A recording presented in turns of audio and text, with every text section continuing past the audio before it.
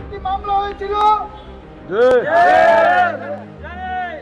সেই মামলার যারা বাদী এবং সাক্ষী সেই কুলাঙ্গার রাজকে এই কোর্টে হাজিরা দিতে এসেছে। কোনোভাবে এই কোর্ট যদি কোনোভাবে তাদের সাথে পার্থ হয়ে, আমরা জানি বিগত দিনে অনেক আওয়ামী সন্ত্রাসীদের একদিনের মাথায় জামিন হয়েছে।